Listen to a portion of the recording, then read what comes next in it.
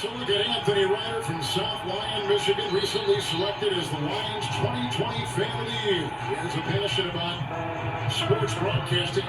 With the 112th selection in the 2021 NFL Draft, the Detroit Lions select Amon-Ra St. Brown, wide receiver, USC. One pride, baby! Yeah!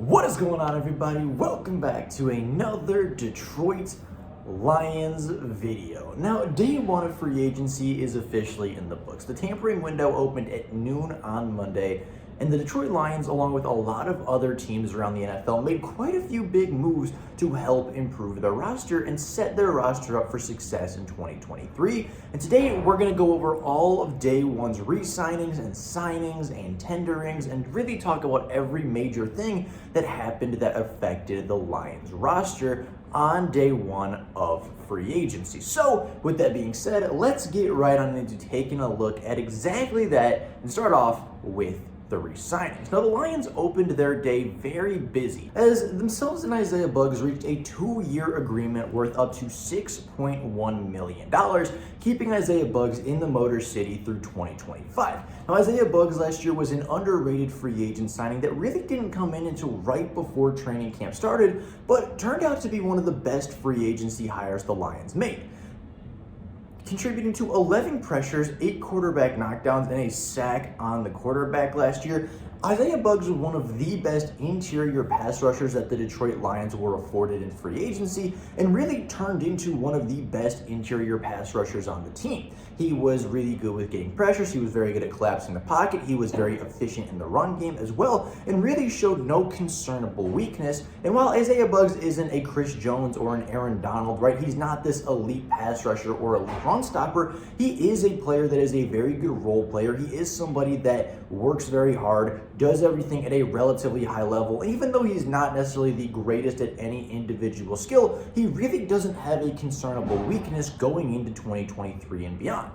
For $6.1 million over the next 2 years with very minimal cap hits against the Detroit Lions salary, he is a very good signing. I give this signing a B+ because you secured your defensive line talent, you secure your defensive line depth, and yeah, you're not necessarily getting better. I mean, there's always a chance he could make a jump from year 1 to year 2 with the Detroit Lions, but you're not really getting better. But you are securing yourself depth and talent, making sure that you do not regress in 2023, which in itself is a positive move. Now, for me, a B to a B+ means it is a good move. It is something that makes the team better. It is something that, either keeps the team the same or makes them slightly better, but doesn't really move the needle. And in order to get an A, I would say it has to move the needle and make the Lions significantly better than where they are right now. I don't think Isaiah Buggs does that, but I think it is a good move and a positive move in the direction of the Detroit Lions.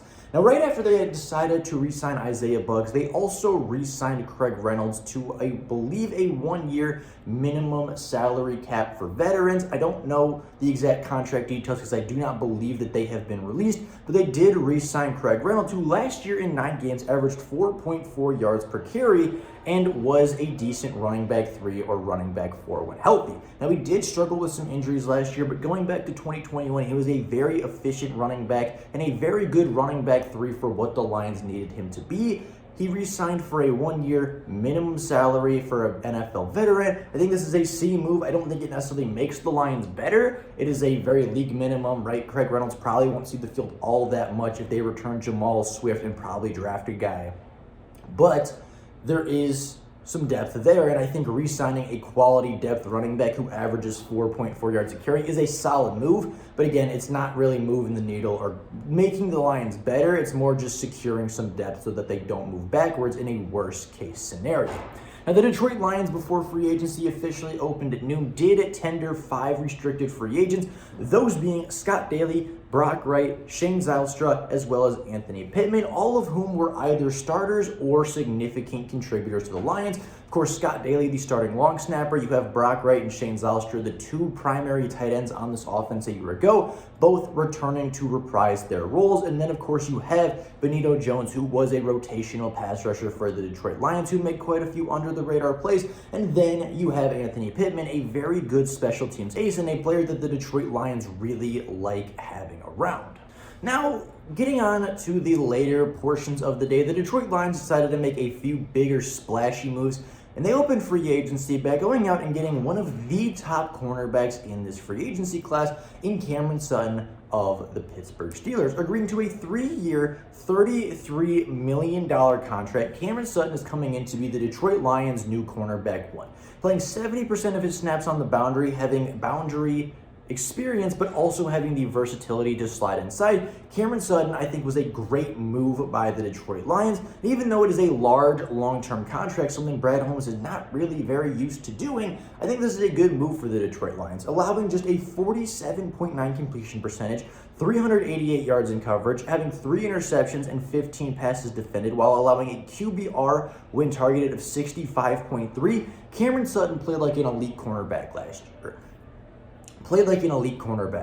And some people are going to say he's just a slot guy, but as I said, played 70% of his snaps on the boundary, did only play 16 games, did miss a game due to injury, but again, allowed just 388 yards, 3 touchdowns, 15 passes defended, and a 47.9% completion percentage. That is better statistically than any cornerback the Lions had last year. That is statistically better than Darius Slay, statistically better than Jalen Ramsey, and statistically better than a large majority of cornerbacks on the market. Now, the $11 million a year places Cameron Sutton right around the 15 to 16 price range as far as top 15 cornerbacks in the NFL, which I think is very fair. 15 passes defended is a hard thing to do, especially for a cornerback that is only 5'11", but he showed the ball skills, he showed the ability to turn the football over last year, allowed a very low completion percentage, played very aggressively, always fights for the football, and even if the wide receiver has the football in his hands or is looking to gain control, he fights for every single step. And there's a good rep against Devontae Adams on a comeback route where Devontae originally has possession on the sideline,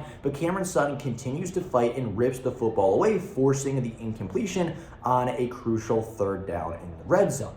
He is a player that is scrappy. He is a player that fights for the football. He is very smart. He is instinctual. He has really, really good closing speed, as well as just a knack for turning his head and finding the football. I think this was a very good move for the Detroit Lions. It's a player that fits their system very well, plays well in man coverage, has good recovery speed, turns his head very well, and of course was super productive last year for the Steelers while having inside-outside versatility with the ability to play in the slot or as the boundary cornerback.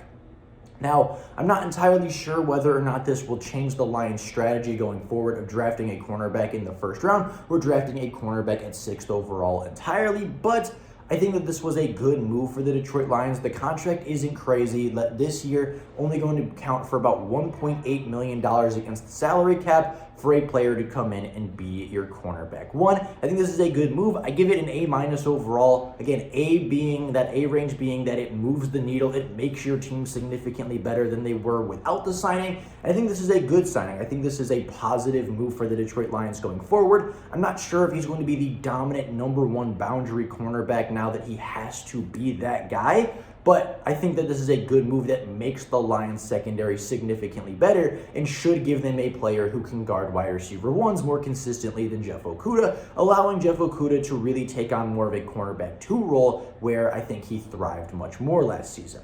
Again, I give this move an A-. It's a good player, it's a good fit, but it is a larger contract that comes with some more risk, and we haven't really seen consistent year-from-year play out of Cameron Sutton. More of a 1-year great year, and risking that is going to continue. I think it will. I think he really found his place in the NFL and found his play style, and Aaron Glenn will allow him to play in that style again. But again, we will have to wait and see. Bigger contract, bigger risk, but also potentially better players.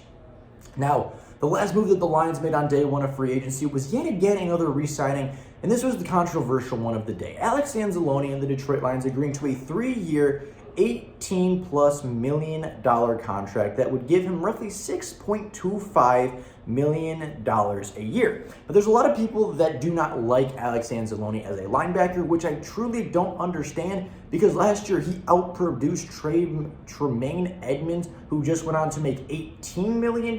So it's a $12 million difference between a couple tackles and a few tackles for loss and a few passes defended, right? Tremaine Edmonds obviously being an elite athlete, elite upside, but statistically, they played very much the same. And people were willing to pay Tremaine Edmonds $15 million, but aren't willing to pay Alex Anzalone $6.25 a year in order to put up very similar statistics. Alex Anzalone last year was easily the best linebacker on the defense, having 125 tackles, 7 tackles for loss, 7 quarterback hits, a sack and a half, a forced fumble, a fumble recovery, 6 passes defended, as well as an interception. He's incredibly smart. He is a really good leader on the defense. He kind of calls the plays and calls the adjustments on the fly, and he is credited by Kelvin Shepard for being a huge reason while Malcolm Rodriguez was able to develop as quickly as he was into a starting linebacker out of the 5th round. Alex Anzalone is a very good player, and I don't understand where this notion comes from that he is a bad player. He's not a bad tackler, did miss some tackles last year, just like every other linebacker in the NFL, but when you're making 125 tackles a year, you're gonna miss a few. You're gonna over pursue at times. You're going to be overly aggressive at times, because that's how Aaron Glenn likes his linebackers to play. He likes them to come downhill. He likes them to be aggressive. He likes them to risk the splashy plays for a potential big play in return.